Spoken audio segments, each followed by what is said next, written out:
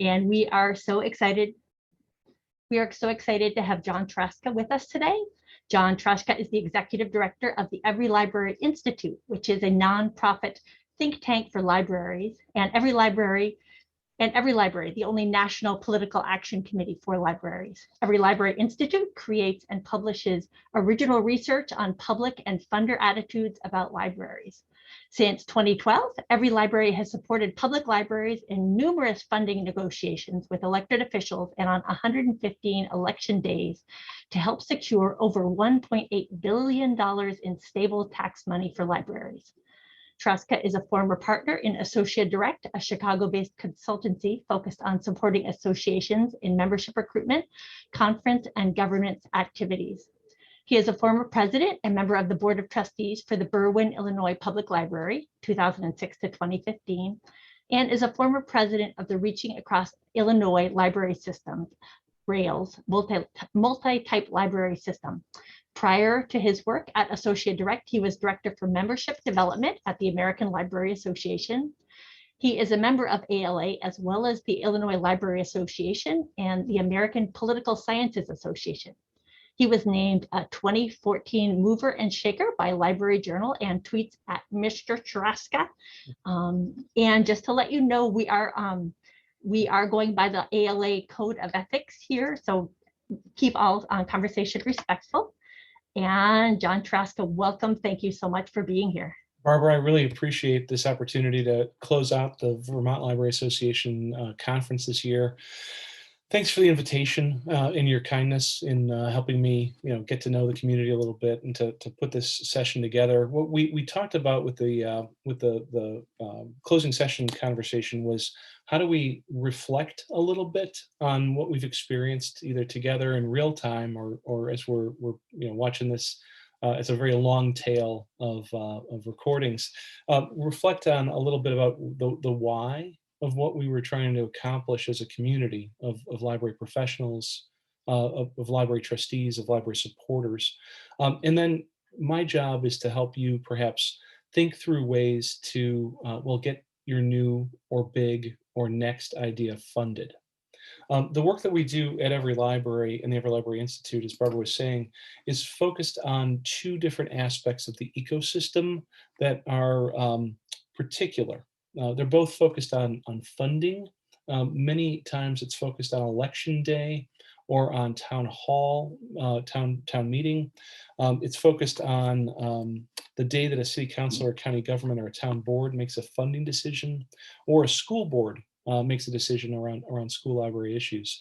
On the EveryLibrary side, it's a political action committee. It's set up as a 501c4 organization. If you're a hobbyist about IRS regulations, it's very different to be a C4 than it is to be a C3. C3s are mostly membership organizations, so they're also like the EveryLibrary Institute, which is set up to be a research and public policy, education policy think tank. Does all of its work as a charitable or nonprofit organization. On the Institute side as a C3.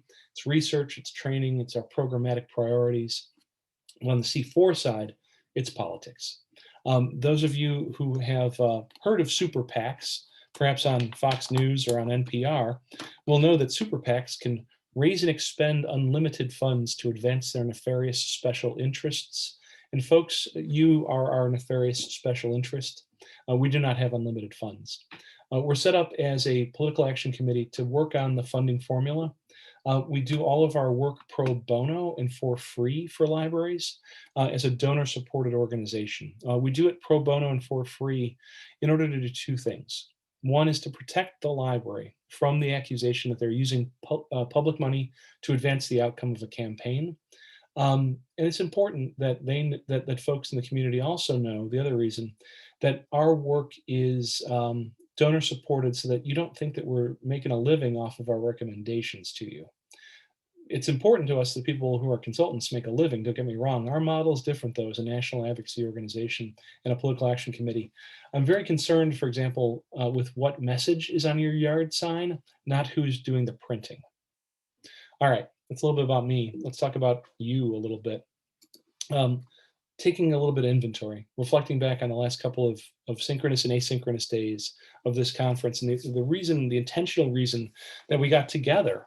It is a interesting moment, I hope, to reflect on what you were maybe inspired by, what you were looking to be able to do in your own library because of the conversations that we've had and the learning that's come around.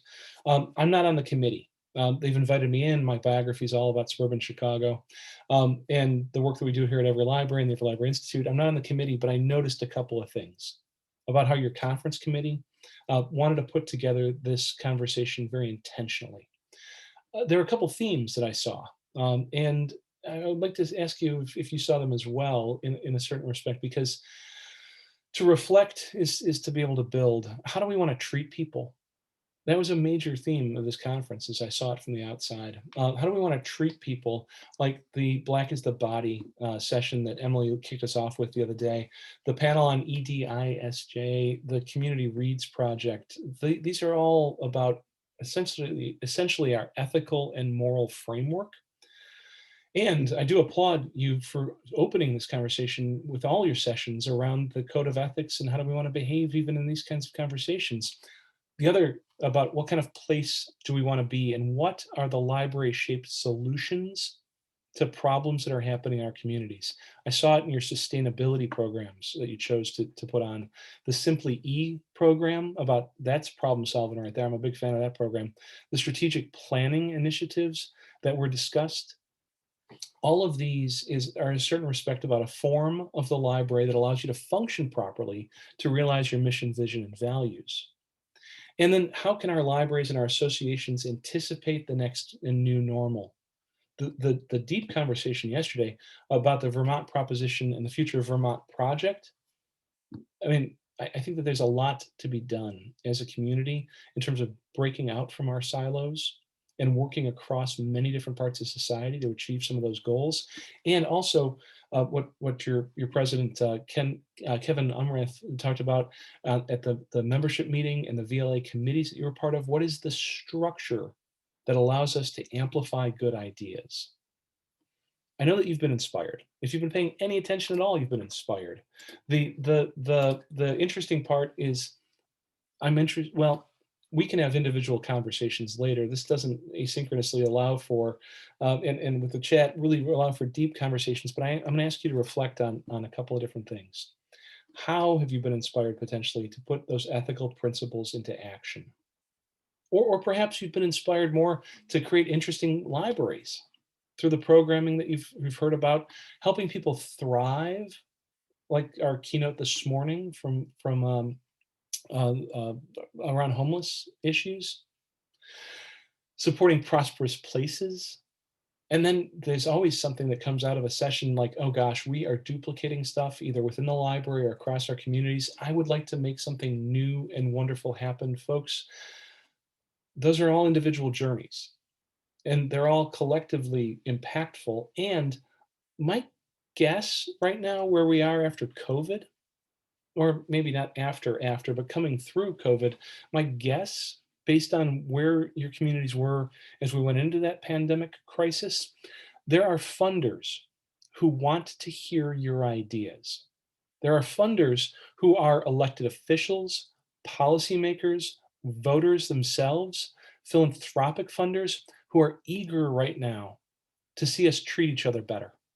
They're eager right now to see more interesting places to live, more thriving places to live, more prosperous places to live. Yes, even some of them are interested in seeing more efficiencies because there's a lot of waste, fraud, and corruption out there in the world, not in libraries, mind you, but across government and across the way we deliver social services. There are plenty of people who would like to be able to support you if they heard from you. You individually, yes, within your library community, you outside of it with your broader community, your campuses in your towns.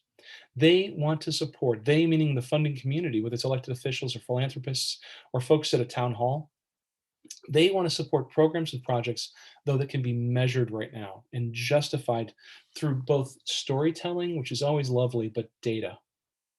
Because we're in a period right now where good money goes after bad sometimes, and nobody wants to see that happen. And we're in a period right now when The idea that there's an expert in the community on libraries, yes, but what does a librarian do? There's an expert on campus about libraries, sure, but what does the library deliver? They're interested in your expertise right now because there has been some significant disruption in society. And it's not just to get back to the new, I'm sorry, to the old normal, it's the new or next. What wonderful things are we looking to create that well, those same folks are looking to co-create. They're looking for the right way to apply a small amount of smart money, whether it's philanthropic funding or taxes or grant making also, to solve a common set of problems. I want to give you a little bit of coaching between now and about 10 minutes to the top of the hour. We're going to take questions live. We're always available at EveryLibrary. I don't want to be a Pollyanna about how funders believe right now, though, and what they're hoping for, because I've been through it too. I do want to root this political conversation about taxes in a vision, mission, and value conversation about philanthropy and grant making in the realities of where people are going to be at when they go to listen to you and your next big idea. Austerity mindsets always lack economic growth, and austerity is what people have been anticipating until very recently. With the American Rescue Plan, there's tremendous amounts of resources coming to towns, cities, counties, and states and schools as well. And yet we have been anticipating, as elected officials and neighbors who show up to vote, we've been anticipating a lot more trouble. And that's going to still be a hangover component. How do you talk to somebody who is concerned about the other shoe falling, about something that's new or innovative? Let's talk about that for the next couple of minutes. Highly volatile budget situations, in my professional experience, create very conservative spending plans. In fact, the data often lacks what the spending plan should be, and town meetings and town budgets and the way provost offices and chancellors behave and campuses, and the way that school boards and administrators behave, they are going to hold on to their nickels, dimes, and quarters, even though there's funding coming from outside of town and off campus to be able to help add capacity, to address gaps, to make library-shaped solutions happen if they only knew about them. And they're going to keep using the one-time money excuse. And there's some leadership around how do we convince them of that as not being an excuse, but as being an opportunity to test something, that one-time money that's coming, that test opportunity, or well, I'll give you a frame for that again in just a moment. Budgeting has never been rational. I'm not pretending that it is. And idealism only carries you so far. Let's get to the practical side of what this could potentially look like for you. What do you folks individually and collectively want to change? What do you want to create? I'm asking you to think about that for just a moment based on your lived experience of the last couple of days here at the Vermont Library Association 2021 conference. And then let's talk about how you can get it paid for. I'm going to keep saying this again and again. Every one of my transitional slides is going to have the phrase, what do you want to get funded on it? Because it's not about my conversation today. It's not about somebody else's conversation. It's about your town, your campus, your school. How do you want to move this agenda forward? It starts first and foremost with an understanding that there is a difference between advocacy and activism. The differences between advocacy and activism that are unfortunately oftentimes conflated in other library trainings you may have been to previously. I want to spend a few moments with you on some theory of change around what it means to do advocacy properly and activism properly as related but individual approaches. Advocacy, folks, is the long game, and activism is the quick action to either seize opportunity or address crises. We oftentimes are told in library trainings or in library conferences or library events that we need to get active. Well, that's great. We need to put on a t-shirt. We need to go storm some barricades. Sometimes that's appropriate, but oftentimes, well, I would like to suggest that understanding first and foremost what your personal or professional or collective set of goals are needs to drive the choices that you make between advocacy and activism. Let me go into advocacy first. Advocacy that assumes an adversarial situation is a real problem. storming the barricades, having the t-shirt campaign, getting to the point where we have to hug the library, which works, don't get me wrong, is not necessarily an advocacy campaign, that's activism. And the techniques that bring people out 2 slides from now about activism don't work over the long game when you have to influence the way a budget is created, a budget is approved in a town, in a campus, on a campus, or in a school district. Advocacy, fundamentally, is a process of moving someone who is otherwise unaware, but vested in a common set of outcomes for a population that you serve already at your library, or a place you call home. If it's a K-12 environment, go Tigers. If it's a campus, what's our orientation for higher ed or community college?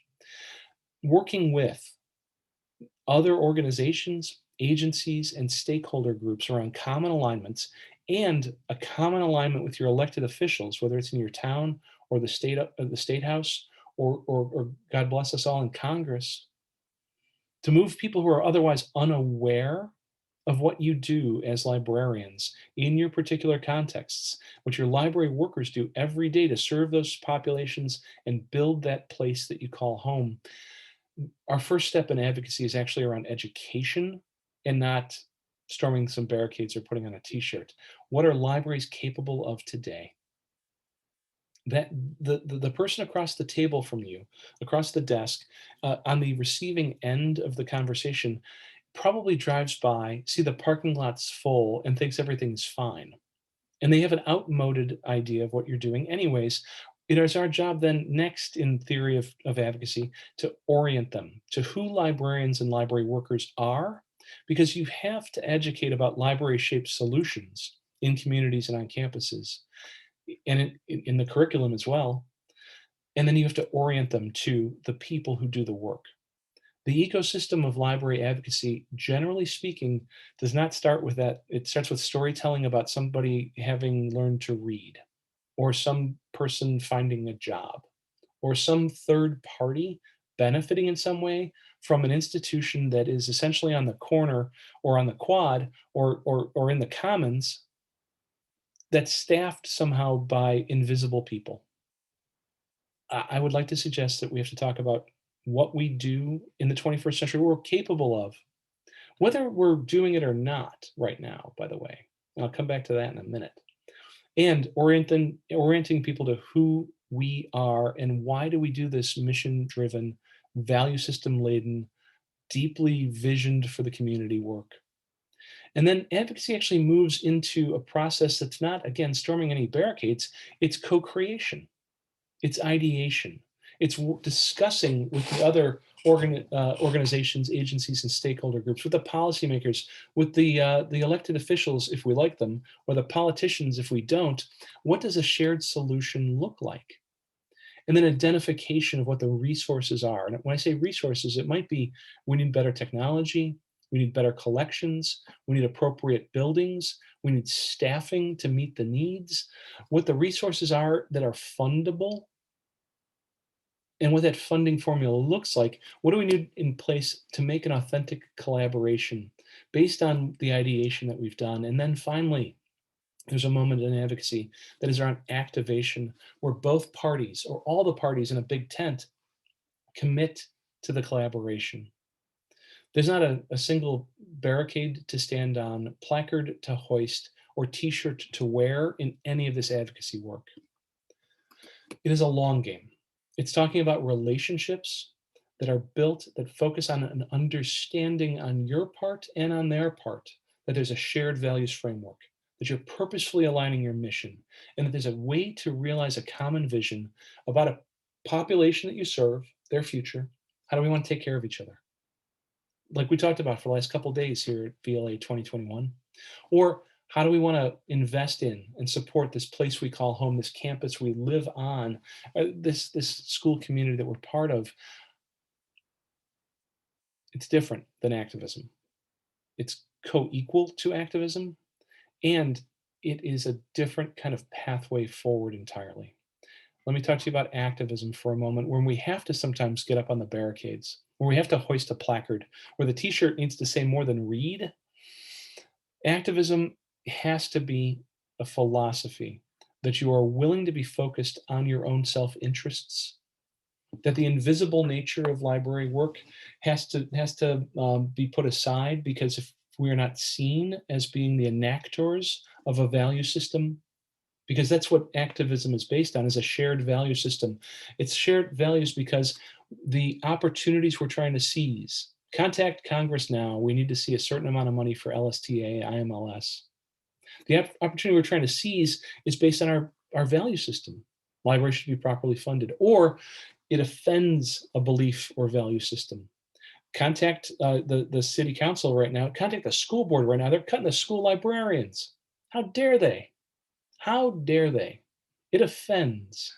It offends our value system about how do we treat kids and students and other teachers, because it's also in activism focused deeply on the shared identity that we have. In politics, and we do politics all the time, in politics it's often pernicious to talk about a shared identity. Identity politics is in fact a label. I'm not suggesting that, folks, but if we lived in Europe, we might want to talk about building the library party. Yeah, it'd be a minor third party or fifth party or 23rd party, but the library party, there are people out there who identify with you as librarians and library workers. They identify with the mission, vision, and values around literacy, around making a more interesting and thriving, prosperous place to live. They are essentially the core group. They're part of us. We have a shared identity, and they will respond and mount the barricades with us. It's a different group of, it's a different kind of response, though, from the long game. They're here to try and fix problems or seize opportunities. Activism needs integrity as well. It has to be honest in its motivations, which means you folks need to do why you're doing what you do for a living. That your boards need to, that our boards, I used to be on the board of my library. It was me and a bunch of neighbors doing our best to be good neighbors with a sacred trust for this community institution. And on occasion, we'd have to have deep conversations with each other about what we hoped for and believed. Because otherwise, all we were doing is establishing a quorum and doing payables. The integrity of activism is what attracts activists. The motivation and its goals needs to be deeply rooted in the work that the library does and who librarians and library workers are. I'm talking on campus, in K-12, or in communities all up and down the state. Activism directs activity. When you get up on the barricades, you hoist a placard, you wear the t-shirt, it needs to tell you, as I said before, something more than the verb read. It needs to do things like contact Congress, contact your state legislature. It needs to do things like sign a petition or make a pledge to vote in a particular way. It needs to line people up for town hall meetings and then whip the issues. It needs to have verbs in it like donate, like support, like identify. Those verbs. And your campaign that's coming together right now with the Vermont Library Association to reach across, reach outside of libraries to members of your community, that advocacy campaign and that activism campaign have certain points of intersection about do something to put your value system to work. It's a powerful moment. And activism organizes supporters, it identifies, cultivates, and empowers people. It identifies them because we have a shared values framework, or we have a shared identity around topics that are of concern, that we care about the same people or this place we call home. It cultivates them in advance of a crisis to say, let's all be in this together, and it empowers them with smooth ways to take action. Activism fundamentally is quick. It's intended to move people forward who are otherwise inactive, as opposed to advocacy, which is intended to move organizations and infrastructure forward that is otherwise underinformed. It's about issues and ideas. It is intended to elicit a personal response in activism. And again, it expects change to happen. All right, that's a lot of theory there. I appreciate you listening. And I'd like to figure out ways to help you put that to work in your own community, on your own campus. And it's been a pleasure so far to work with the advocacy committee for VLA on thinking through how to put that statewide campaign to work with these approaches in place. But let me do a little bit more coaching today, because that's why you brought me in. Because how do we get our big idea funded is either through an advocacy channel or through an activism channel, but there's a whole framework around it where, well, our thesis here at EveryLibrary, we're a political action committee for libraries. We're a public policy, tax policy think tank on the EveryLibrary Institute side. Directly or indirectly, how we choose to tax ourselves is fundamentally a political question, and we cannot be shy about that. It is fundamentally a political question because of two reasons. One is it's how do we put a small amount of smart tax money to work in a progressive way, either through sales tax, use tax, property tax, through income tax, through special use tax, fees, fines, the whole deal. And that is always a political conversation. And if you don't like politics, folks, I understand. Let me try and get you a little bit more comfortable. Because how we express ourselves in terms of our values, vision, and mission is shown in our budgets about how we put tax money to work. And I'm bringing this up because there's different ways to talk about taxes that both make Americans crazy and also help bring identities along and groups along. And it's important for us as we're thinking through what we have come up with as our next big idea because of VLA 2021 to understand that as you start to talk about your ideas, it's going to be received in potentially different ways that are independent of how great your idea is. They're part of the background radiation of American politics. And I bring it to the surface because it's important for us to understand that sometimes political speech, no, it doesn't mean that we don't care about each other. It doesn't mean that we don't want more thriving places to live or interesting places to live or prosperous places to live or a library on a campus that supports scholarship as well as research as well as individual attainment, or in K-12 that teaches across the curriculum. It's that our vocabulary gets screwed up sometimes and we get in our own way, and I want to lower some barriers for you. This inspiration for this small section is taken from a wonderful book called The Three Languages of Politics by a fellow named Arnold Kling. He spent a lot of time in that sort of Noam Chomsky, Steven Pinker tradition around how does language activate the limbic system, as it were. And how do we need to talk about, well, how do people talk right now in political idioms? I want to bring these up. And again, we can get in the weeds on your particular library situation or your own particular idea. That's what we do at EveryLibrary is we work with you one-on-one, but in a progressive idiom. What we know, according to Mr. Kling, is that there's a hero narrative and there's, well, he didn't use the word villain narrative, but we see it in politics all the time. The heroes in a progressive idiom are folks who have stood up for the underprivileged. It's much about why we care about people. There's a compassion conversation that's deeply rooted in what libraries do, and we're good at it. We're very good at it. The people I cannot stand, if I'm a progressive, according to Mr. Kling in The Three Languages of Politics, the people I cannot stand are people who are indifferent to the oppression of women, minorities, and the poor. And I see that every day in my own personal life and in our collective life as library workers and libraries that I work with. We have a strong, powerful, and appropriate approach. I mean, your programming at VLA spoke to me about it again and again and again. There's a conservative idiom that Mr. Kling in Three Languages of Politics talks about, and I would not encourage you to read it before bedtime, but I would encourage you to read it.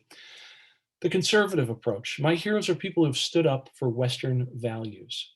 There is a interesting, to me, conservatism around interesting, thriving, and prosperous that libraries are very good at, but we don't necessarily put it to work when it comes to how people listen to us, because to conservatives, the people they cannot stand are those who are indifferent to the assault on moral virtues and traditions that are, according to Mr. Kling, the foundation of our civilization. I'm not suggesting that you quibble for a moment about the kind of programming that you want to do, but I am suggesting for many moments that we need to understand that while our approach to working with people is very progressive, our institutions are themselves conservative in a way that does continue to and should continue to speak to folks who want to see some continuity, who want to see us taking care of each other. The third kind of political speech, and this is sometimes where we get in our own ways too. Mr. Kling himself is a libertarian. He's a fellow at the libertarian think tank, the Cato Institute. He shows us, I think, that the heroes in that particular idiom are folks who have stood up for individual rights, and that the people that the libertarian political perspective cannot stand are people who are indifferent to the way that government takes away people's ability to make their own choices. We got some neighbors who would talk about being living free and dying, or dying. The idea that we are doing programs that are and services and have collections and have an approach, generally speaking, in our communities and our campuses that provide a hand up instead of a hand out is not a very difficult turn of phrase to change. But it's one that gets tripped up often about the role of taxes in it. I want to bring these up not to give you very specific coaching right now, but to suggest to you that we need to be very cognizant as you're starting to move from ideation yourself into a fundable plan for what you want to do as your next big idea, that we need to be cognizant of how our audiences, who are funders, elected officials or politicians, other voters in the community, folks at the town hall, boards of directors, chancellor's offices, provosts, grant makers, that we need to work on not being equivocating, but understanding how they're going to listen to us so we can get out of our own way and get the funding we need to do the work. Supports and partnerships drive a lot of these conversations, folks. Checking my clock, we're on time. Things are going well here in this presentation, I hope for you. In about 20 minutes, I'm going to take questions, comments. You can also say you're crazy. Feel free to put it in the chat. That's all right. How people listen. Yes, those last couple slides were about politics, and it does influence quite a bit in this country. How people listen is also about how they're wired. And I wanted to share very briefly how the person across the table, who might be a progressive or a conservative or a libertarian, the politician across the table, who might be variant from you, the elected official who's your champion, the funder, the grant maker, the potential partner, both in advocacy work over the long haul and in activism in that short game, they are potentially listening as a compassionately engaged individual. They care about populations of human beings, and that the work that you do, generally speaking, in libraries resonates most easily because it is the thing we are most comfortable and used to talking about, is that compassion for other people. I love you for it. I love you every day for it. It's why I'm not a librarian myself, by the way. Nothing in the biography that Barbara gave you at the beginning talks about my work inside libraries. I was a trustee. I don't have an MLS. I don't pretend to be a librarian. You do not want to put me in front of groups of children with story time. I find them to be awkward. Actually, they make me awkward. They're fine. But I want somebody like you in the place of me doing the work that helps move this kid's life forward, because I care about that population, or those seniors, or those people looking for work, or those scholars who are first generation going to college, or those students who are coming through COVID right now. But there's another kind of listener who cares a little less about the work that you've done for populations and a little bit more about making a place. Their top level issue is probably not service delivery oriented as much as it is infrastructure focused. Their top level issues might also be, well, it's the people who care about transportation or livability, who don't know that your programming is the only interesting thing going on in town. And they want a more interesting town. They're figuring out ways to do more festivals and breweries and apples and syrup and all kinds of stuff. Arts, crafts. I mean, the livable place, the interesting place that your library is a component of, the thriving place. The idea that literacy for them lives inside thriving on a public library. That's about it. But thriving is also health informatics. It's access to technology, not just to help people connect with their long lost relatives. It's to give access to the global marketplace that every one of your public service computers is somebody's gig economy Etsy shop and a prosperity conversation to boot. The pride of place conversation is extraordinarily important, and the built environment on campuses and in communities for library is something that needs to be leveraged. There's a whole bunch of people who are going to be like, yeah, I know you helped Johnny learn how to read. What have you done for our property values lately? And they're not bad people. They want to have I don't know anybody who doesn't want to have a more interesting place to live, a more thriving place to live, and a more prosperous community. There's another group of people who are interested in funding your work, either as politicians or grant makers or voters, who are more data driven than perhaps you and I are individually, and that's cool. But they are they very much need to hear from you about what the expected and hoped for outcomes are of any project that you're doing. They don't need to hear about one particular kid who learns how to read. The storytelling that you do doesn't actually work for them at all. Well, I'm sorry, not you personally. You're great, but everybody else on this call. The storytelling that we do in libraries doesn't land for them because we need to identify whether or not 12 families that came to story time is a good number or a bad number. Are there actually 50 that should have been doing it? Or is 12 at capacity or at the right kind of capacity? And if we've done 12 story times properly, can we do 15 programs for folks who are looking to do remedial adult literacy services? Can we either scale up or replicate? Or the data for them is a gateway to the stories, though.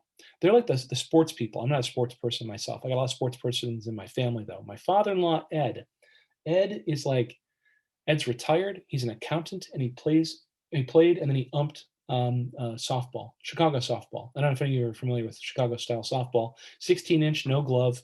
He's in the Hall of Fame as an umpire. This guy calls balls and strikes for fun, and he was an accountant. Ed watches all the games. 2:00 in the morning, Grandpa comes over. Hey, what'd you do this weekend? I watched a lot of games. Oh, great. He watches all the games, and the next thing he does in the morning is he goes and gets the newspaper. He reads the box scores. He reads the box scores first. You want to make sure he didn't miss any data. And then what he does is brilliant for us as either advocates or activists. And then he turns the page and he reads about the team. He reads about what is the star player on a streak, or are they in a slump? What's the management doing? What's the front office thinking about? What's the relief looking like? How are they getting their numbers up? All of those stories about the team are why he's a fan and not a statistician. And there are people out there who want to be fans of your team. I mean, I talked about the library party before, but really it's the library team. What are we aligned to do, either compassionately or about the place we call home? But they need to intermediate with that data. And coming through COVID, a fourth type of way people listen, coming through COVID, this one is not normally on my slide deck. This last one about concerns or fear is normally on the post-disaster for a place that's gone through like a fire, like in California where we've done some stuff, or New Orleans after the flood, or Cedar Rapids after the flood, or we also did Ferguson, Missouri after the riots to help the library get the funding they needed. Usually this is a post-disaster, post-PTSD situation, but there's a truth that has to be told in the wake of something as significant, whether it's from health or just economic or social disruptions as COVID was, where if you are not cognizant in telling your story that's coming from VLA21, or it's been in your heart for a while and you're finally like, okay, I'll get off my butt and do it. If you're not cognizant of the fact that some of your listeners are very concerned right now and afraid that good money is going to be going after bad, if you're not cognizant of the fact that you need to be addressing them with library-shaped solutions that are enacted by librarians and library workers, then they're not going to listen to you. They think that you're a Pollyanna. With these four different kinds of ways that people listen in mind, though, I listen in a primary way to one of those four. I already told you I'm compassionately engaged. Some of you on this session right now, live or asynchronously, might be a different way. And you got to be understanding that the person across the desk might not want to hear your story. They might want to hear the story in a way that they expect to be addressed unconsciously, subconsciously, deeply, though. Because in each of these kinds of contexts, what we're trying to activate is not somebody using the place themselves. It's about a shared values framework that needs funding either from taxpayers, philanthropy, grant makers. Why people listen about politics is also driven by a similar but important set of insights to the political idioms of progressive, conservative, and libertarian.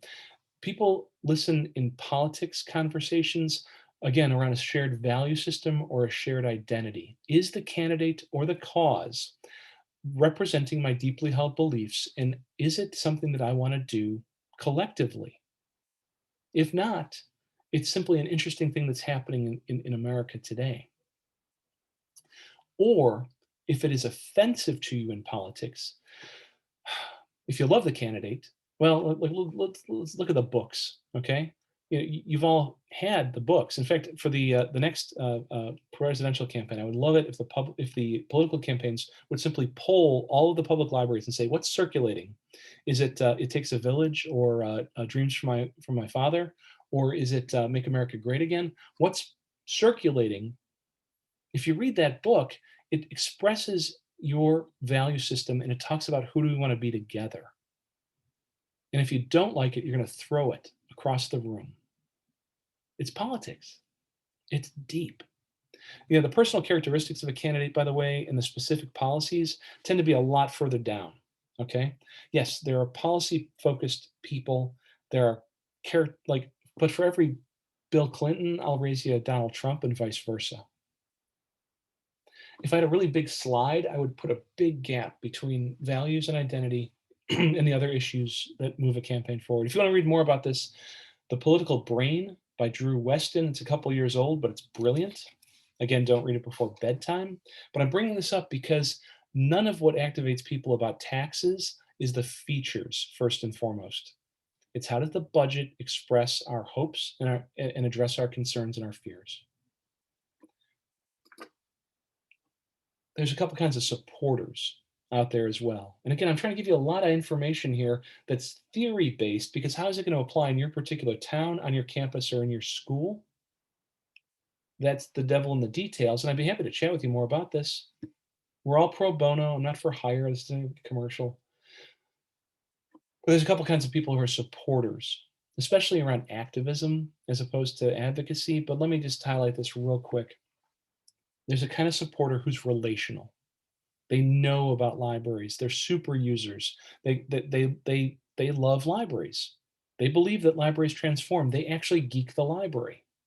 They have a lifestyle identification. Those are the people who want to actually talk with you, not at you, but with you at a cocktail party. They're like, oh, you work in the library. I love the library. Let's talk about the library. What's happening at the library? How's it going at the library? They're kind of fun to hang out with. And there's not a lot of them, unfortunately. They're the inner part of a small circle. And they're already on your side. There's a group of people who are ideological supporters, though, that we, during advocacy times, where we have a longer period of time to cultivate them, the ideological supporters are people who are like, yes, I believe that we should have a literate society, a just society, a society where equity and diversity drive our decision making, that everyone should have a shared prosperity, everyone should have their own share of a common prosperity, and the common good matters. Oh my goodness, I had not realized that the library is still doing that. The last time I talked about the library, when I was 14 years old, used it myself. Let me tell you about Miss Nancy Richter, my high school librarian. She was great. I drove by, I saw the parking lot was full the other day, and I'm glad to hear everything's, well, is it fine? Because you folks ideologically in library land are very similar to what I have hopes for, but I don't have a relationship with you yet. It's a long cultivation conversation. There's another ring of those people. Outside of them, there's another kind of potential supporter who are called aversionary supporters, because They are activatable in activist situations. The quick twitch, the I need some help seizing an opportunity or averting a crisis. The aversionary supporters are like, can we not screw it up this time? Could we really not screw it up this time? Why are we cutting education again? Why are we cutting social services? Why are we making another cut? Why are we cutting the library? Why are we eliminating the library program in their school? Why on campus don't we have the library open 24/7? No, sorry, folks, if that's not your big idea, but really. The aversionary supporters are folks who want to know what the bad outcome is going to be if it happens. And they want to work on, based on their principles and ideals, avoiding it. And then there's another group of supporters who are a little bit further away, even from that. It's relational, ideological, aversionary. And then out here on the edges, we don't have very many of these people in libraries. In politics, there's a lot of them. They're access supporters. They're the people who want to spend $10,000 a plate to have dinner with Donald Trump or Obama.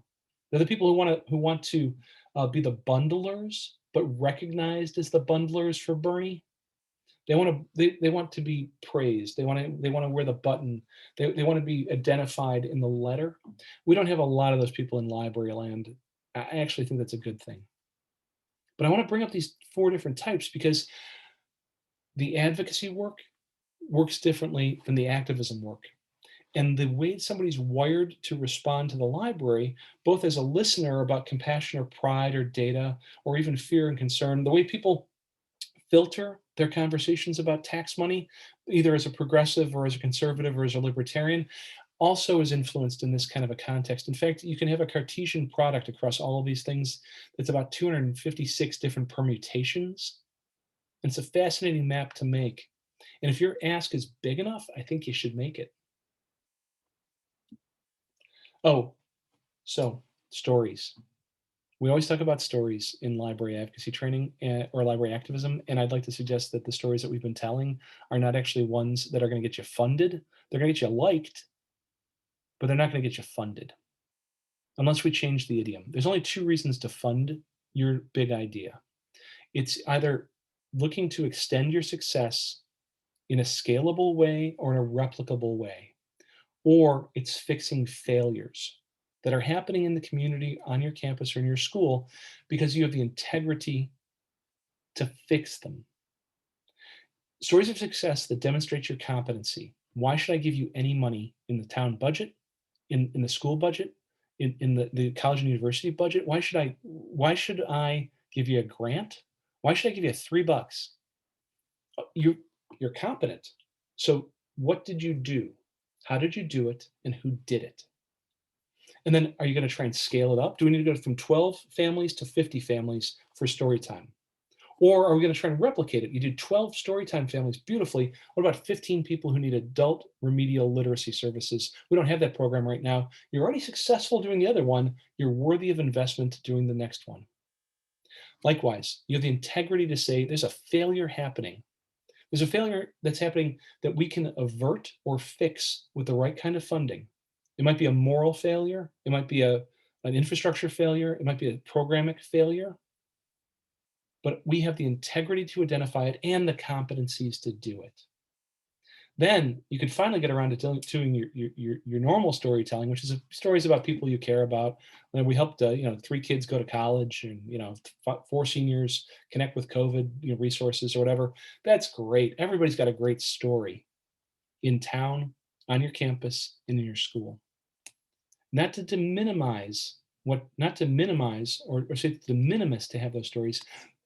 They're what activate people based on pride, compassion, or data. But the only reason that you're going to be fundable, aside from the 4th one, by the way, the 4th one is stories that your funder wants to hear about what you do. And then it's like a sugar daddy or like a rich uncle, kind of approach. But those are so minimal. Success that demonstrates your competencies that you can scale or replicate, or failure that demonstrates your integrity that your competencies can either avert or fix. I bring that up because we have a playbook. What do you want to get funded, folks? We've just come through some time together thinking through things out loud. I'm going to take questions and comments in just a moment. My alarm's about to go off. If you're going to do an activist campaign, I want to just give you a little bit of coaching here. Activists have to focus in a way that's different than advocacy. It's shorter. It's about averting crisis or seizing opportunity. We have to be focusing our attention over the long term, though, on building up enough, identifying enough potential supporters, cultivating them as supporters, and empowering them to do the good work. The focus on activism is not on building users. It never has been and it never will be. It's about helping people put their value system into action if it's been offended, or helping them put their value system into action if the opportunity for a legislative or budgetary or regulatory issue comes before them. We have to ask for and allow for actions in order to give activists a place to go. If you're a relational supporter, they want to show up for you. What do they need to do? If they are an ideological supporter, they want to show up for you. They've been identified, they've been cultivated, they're told why it matters, how it resonates with their ideology. What are they going to do? If they're an aversionary supporter, let's not screw this up this time. Who do they talk to about it? Allowing people to participate with us is not a situation where they do it in our stead. They join us on the barricades. They lift the placard together. They put on the t-shirt with us.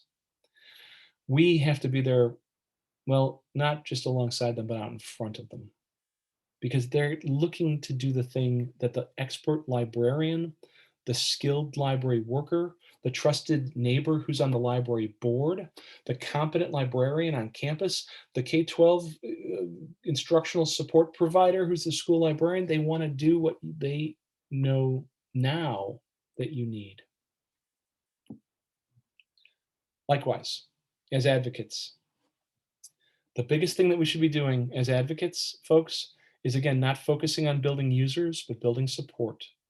And that's the difference between marketing what you are doing tomorrow. Yes, bring your kids, story time, 10 a.m., Miss Nancy, she's wonderful. She'll help teach your kid how to read so that your kid can read to learn.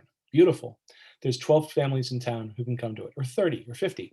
And so whoever's available at 10:30 a.m. tomorrow, and yet what happened yesterday activates people based on their belief system, their deeply held beliefs. They're different types of supporter matrices.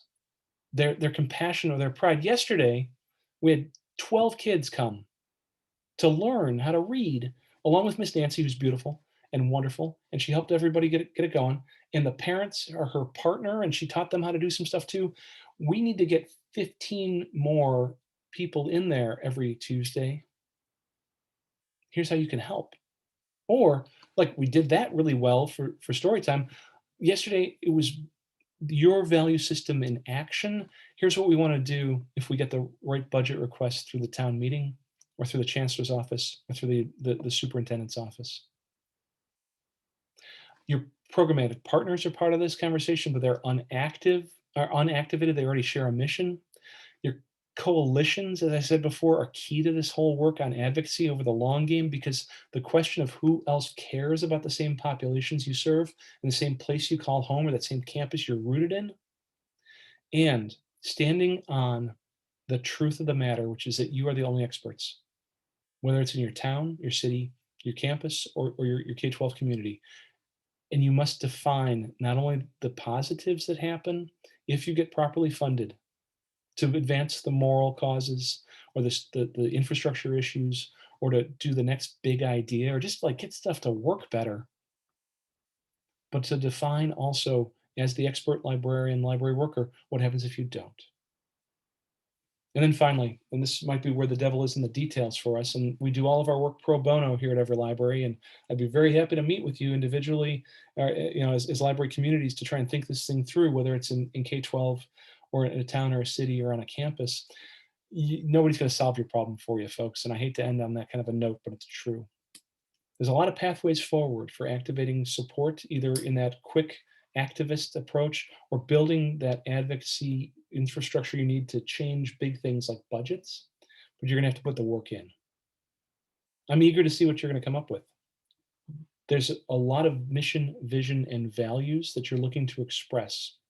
And there's a lot of other people who are looking to come along with you as both fellow travelers as well as funders. I'd be very interested to see how this progresses.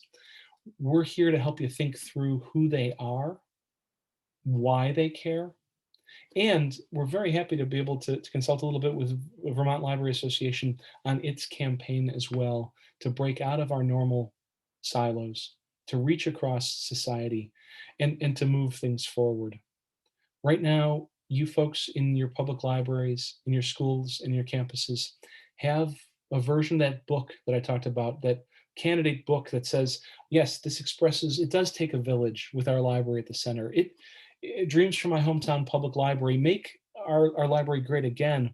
You have a version of that already that I think would be very interesting to help highlight. And you have a staff that needs to be supported right now, especially coming through COVID, who are currently interested, eager, capable, but maybe not totally properly funded to carry that mission, vision, values forward. It's a good place to be, I hope, coming through VLA 2021. What happens if you get the money, folks? Plan A. What happens if you get the money? What are you going to do if you can put that moral imperative to work, that infrastructure change to work, that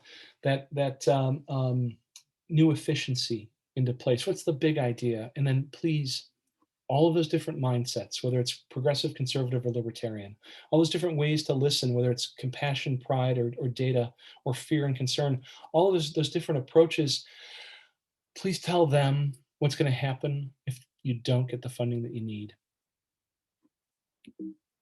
All right, team. Oh, sorry. That's that. If there's questions, comments, concerns in the chat, Barbara, I'd love to hear what people think. Kevin, it's been a pleasure to be part of your VLA community during your presidential year. Thank you.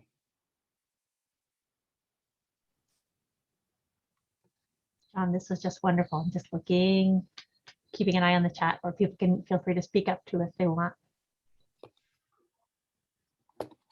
And I was just thinking about what you were saying about how the different people and the different reasons they'd be involved, whether they're users or whether they're somebody who just like, that's what they love in their heart, ideological lovers, or people who just don't, they want to block something they don't like, or else. And I was wondering, so ideally, if people are potentially big funders in their community, you kind of want to know how they would tick and what kind of, you kind of want to maybe get an insight into their mind, so you could even more closely target if you were trying to get them to support something the library was doing. There's a heart, head, and a gut. You know, sometimes it hits your gut, like, yes, we should take care of this problem. They tend to be the more aversionary focused supporters, are the people who are like, oh, we have got to take care of this problem. You got the heart people, they tend to be a little bit more about relational supporters. They care about libraries. They've had some experience of library in their lives. It might not be since they were 14 themselves, but Miss Nancy Richter, who's their high school librarian, taught them how to read or to think or discover. The head people are the ideological ones. They take a little bit longer to come around, but and they're the ones who read grant applications, you know, or they expect a grant application. So yes, it's not trying to in any way, shape, or form manipulate anybody. It's about talking authentically and seeing where it lands for them. And so it's very much about using pronouns that aren't. We tend to use the pronoun library in library advocacy. Like, the library did this, the library needs that, the library thinks, the library feels. And it's not actually technically a pronoun. I did this, we need these resources in order to either do it better or to fix something that's going to fail. The pronouns of I and we, and the willingness to be seen doing the work, the marketing that's done to say I or we accomplished something yesterday that puts a value system to work for other people. The thing about users, really briefly, is that many of them are not registered voters. They're not coming to town hall. They're certainly, you know, people in need of your services, as opposed to able to fund your services as a philanthropist. This town is littered with libraries named after people who are too rich to use the place. There's plenty of people who are never going to change their behaviors about using the library, but they still want to support it They don't have a library card. They haven't been in a library since they were 14, and yet you're realizing their value system if they only knew. So the user conversation is not what I'm concerned about. It's the supporter one. And we have a chat question from Amy Williams. Does switching hats from an advocate to an activist as needed put off those people you've been trying to build relationships with? How to make that switch without risking the trust of the relationship?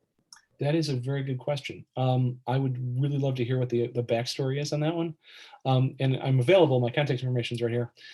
The switch is, how do I want to put this? Part of a whole cloth approach. When advocacy is, as a long game, put into the field, it's deliberate. It's focused on coalition work and building partnerships. It is necessary to cultivate over time. Activism is when you say to your current partners, your potential partners, your evolving partners, your coalition members, the members of the library party, we're going to hold off on this for a second while we take care of this crisis or grab this opportunity. You want to come with us or not? That's cool. It's visible. It's that shift from cultivating to seizing an opportunity can create some whiplash. I'll give you that. But there, to every season, as it were. And I don't see other questions. We are at 2 o'clock. Mm-hmm. John, this was so wonderful. Thank you so very much for this. This was just great. It's been a pleasure, also, Barbara. Thank you. Oh, thank you. Barbara, can I jump in for just a minute? Please, yep. I also just wanted to say thanks. I thought it was a wonderful presentation, John, very inspiring. And you have already been helping us out with our big ask, kind of looking at how do we advocate for statewide funding in Vermont. And it seems like VLA is the only organization that's really going to take the leadership role for doing that. So thanks to you for starting us off in the right direction there. And I'm excited to move forward in that direction and to have Barbara's leadership and Margaret and everybody on the advocacy committee. So really appreciate that. I'm already thinking about how we can talk to all the liberals as well as some of the conservatives about why support for local library budgets matters. So there's a tremendous opportunity in your state house to see the built environment of libraries, the infrastructure of staff, the collections and the technology that support people be extended and stabilized. Stabilized and extended. So Kevin, we're here at EveryLibrary. We're very eager to be a good junior partner. It's your agenda, folks. I'm interested in helping you amplify it. Oh, wonderful. Well, thanks for all you do. Really appreciated this conversation. Barbara, I have a few overall thank yous since this is our last presentation. So if you want to maybe stop the recording now. And John, you're welcome to stick around, but you don't have to stick around. I just have to do our closing It's been statement. nice to be part of it the last couple of days. So Kevin, thank you. So again, Barbara, be well. Thank you so much. Thanks so much. And I just wanted to take a few minutes and